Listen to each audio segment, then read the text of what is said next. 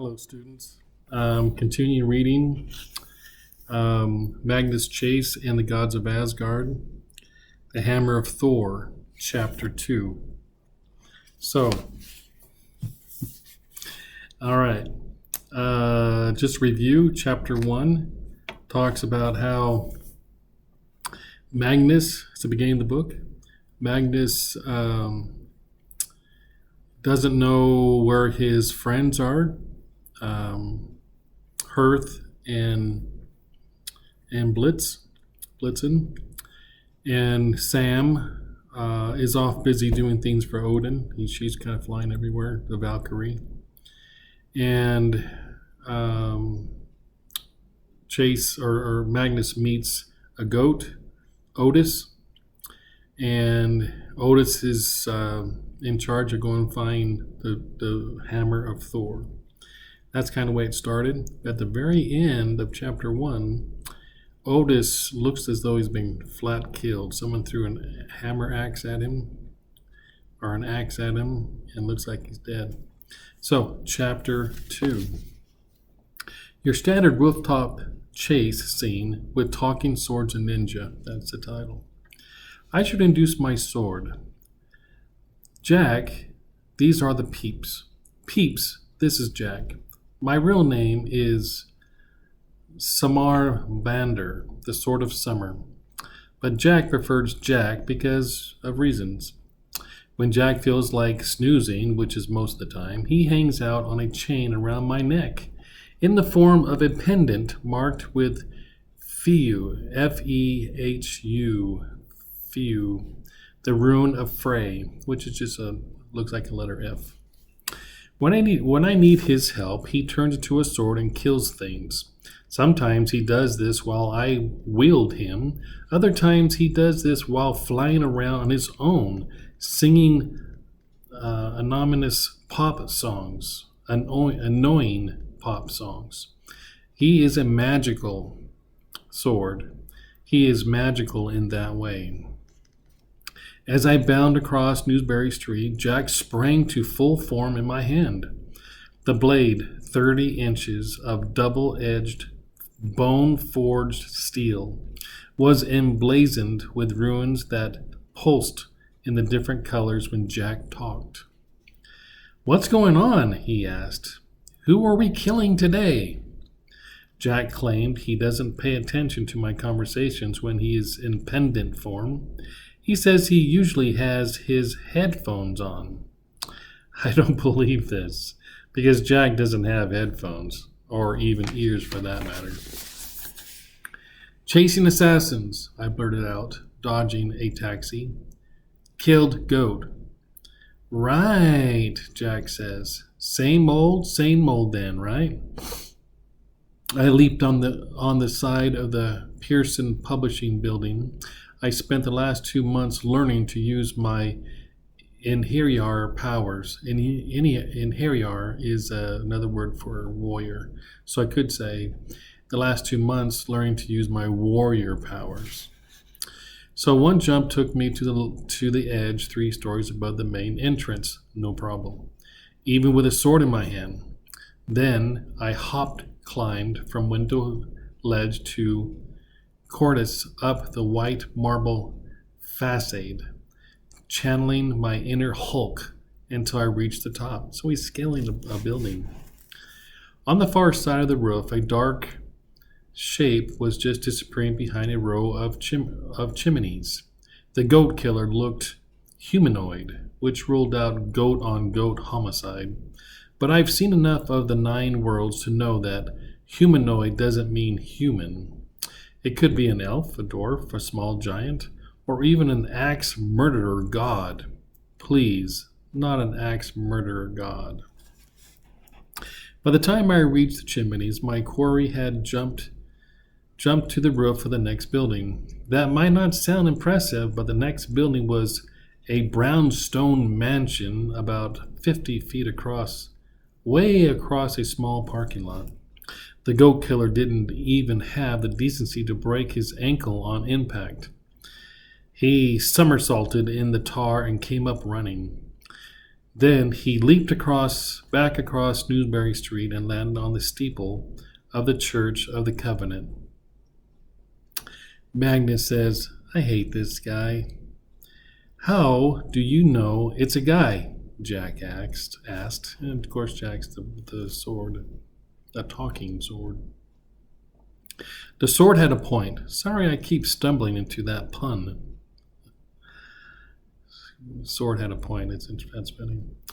The goat killer's loose black clothes and metal war helmet made it impossible to guess his or her gender, but I decided to keep thinking of him as male for now.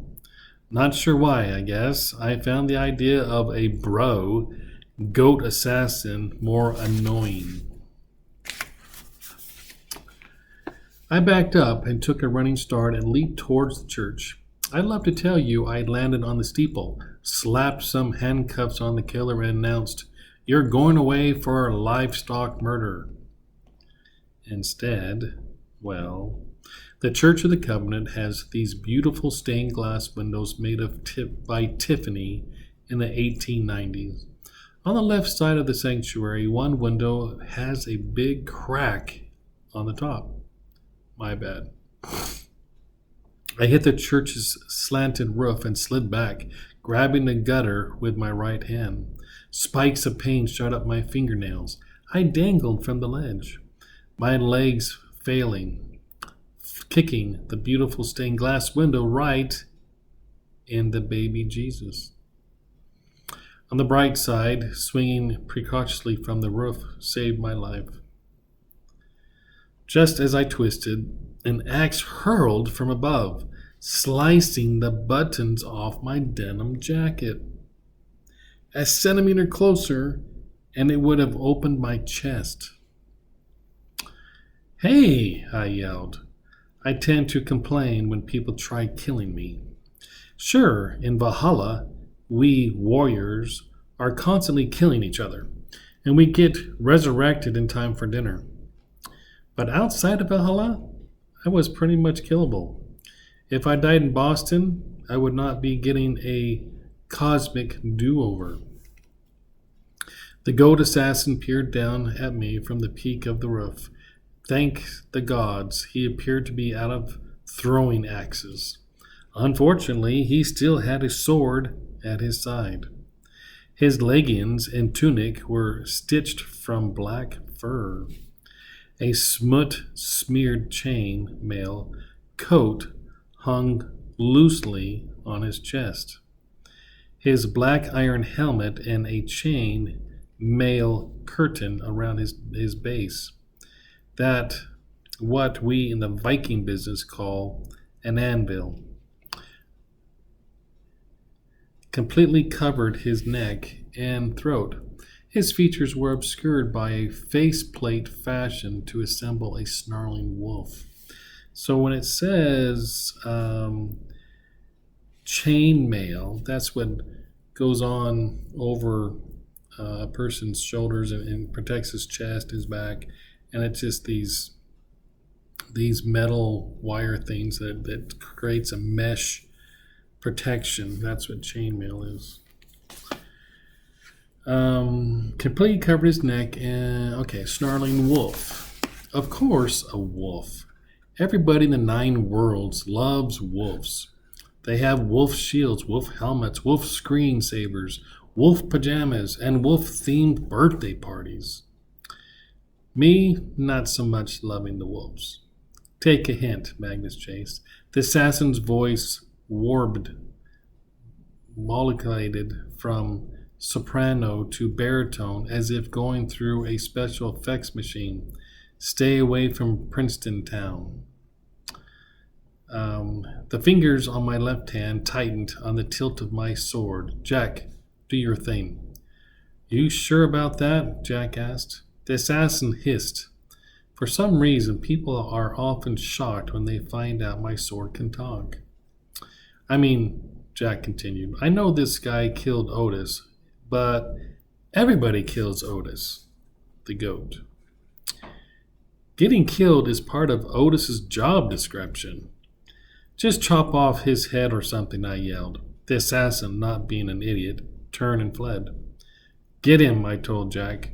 Why do I have to do all the hard work? Jack complained. Because I'm dangling here and you can't be killed.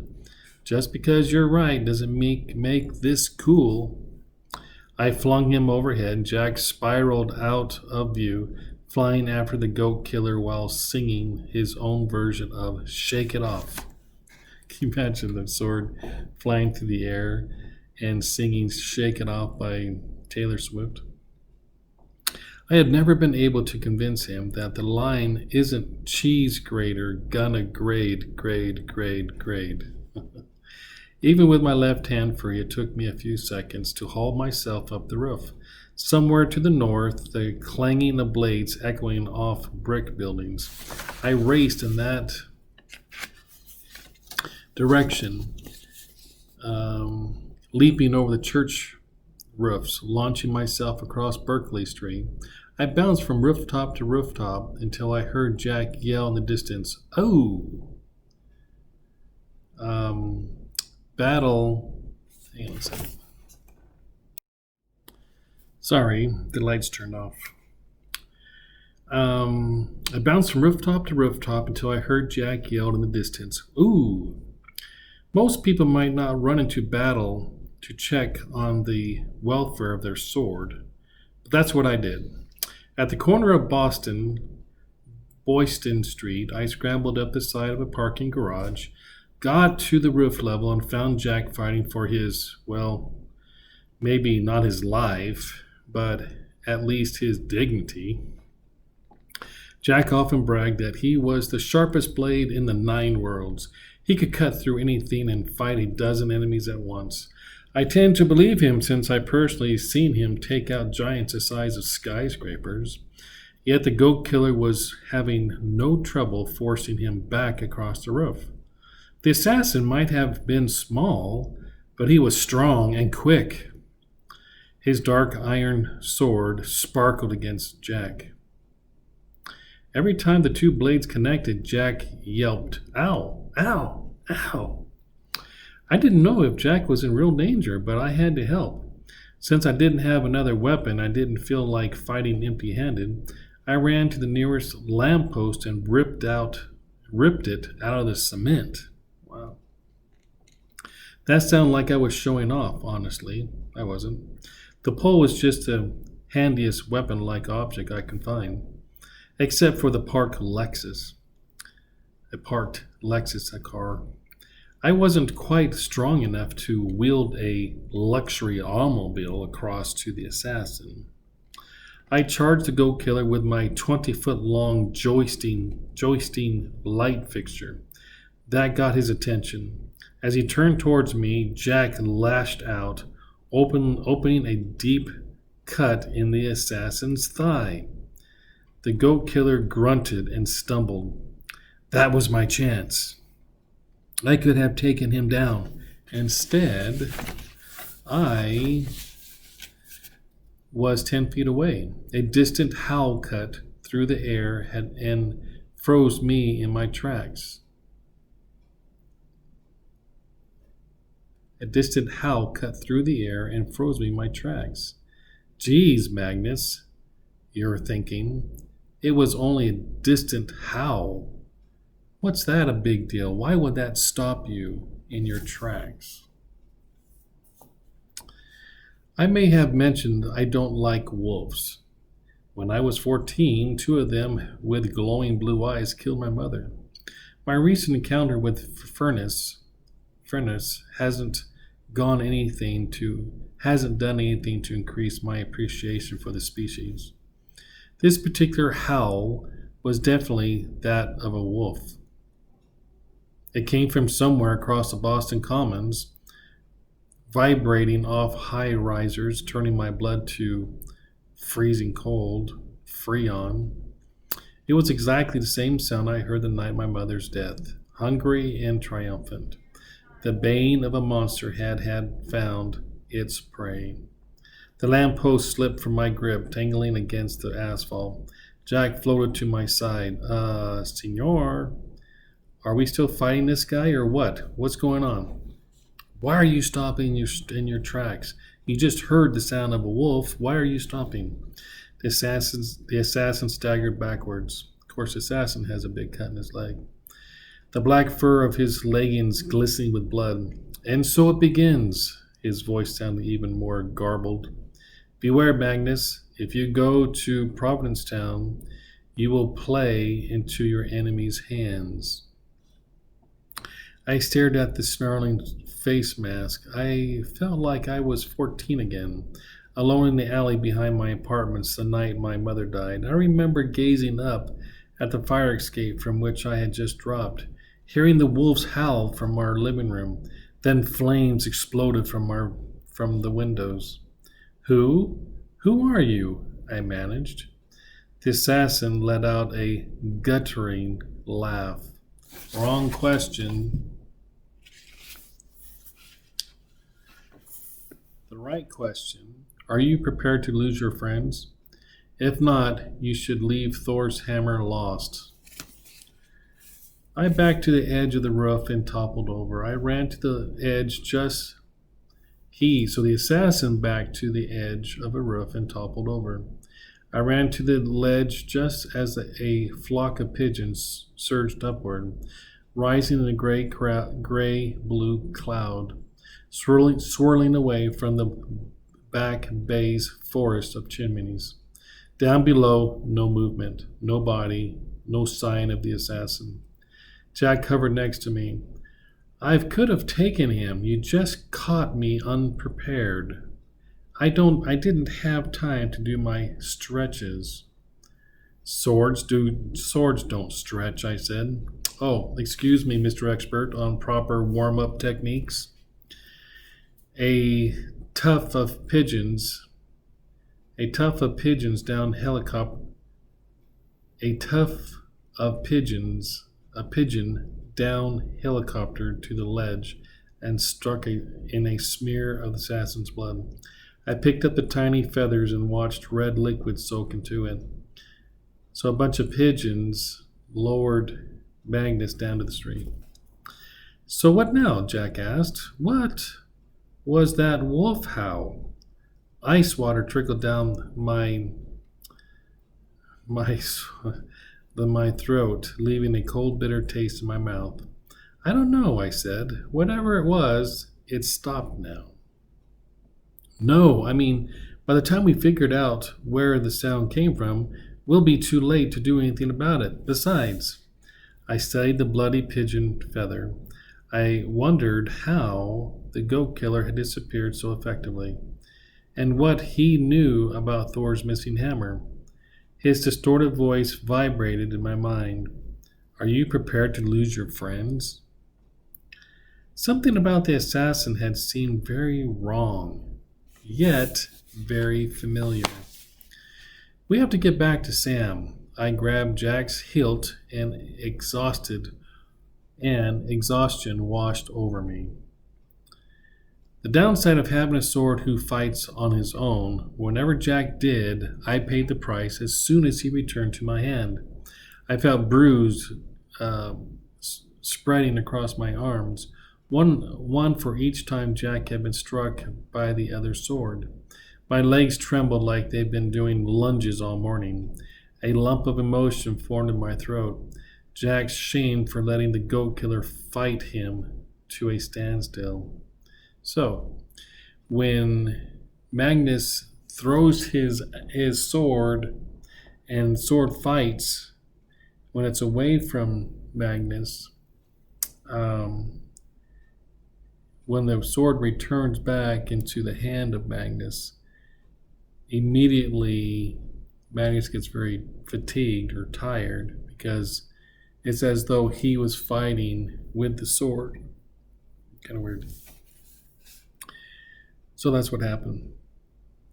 Hey man, I told you, at least you cut him. That's more than I did. Yeah, well, Jack sounded embarrassed. I knew he didn't like sharing the bad stuff with me. Maybe you should rest for a minute, senor. You're in bad shape. I'm all right, I said. Thanks, Jack. You did a great job today. I willed him to return to pendant form. then reattached the runestone to my neck chain. Jack was right about one thing. I needed rest. I was out of shape. I felt like crawling inside that nice Lexus car and taking a nap. But if the goat assassin decided to double back to the thinking cup, if he caught Sam unaware, I took off across the rooftops, hoping I wasn't too late. Okay, that's the end of chapter 2. Okay, so that's kind of exciting. So Sam is gone, flying off, being a Valkyrie. And Magnus is talking to Otis the goat. And then suddenly in chapter 1, this assassin threw an axe and killed Otis instantly.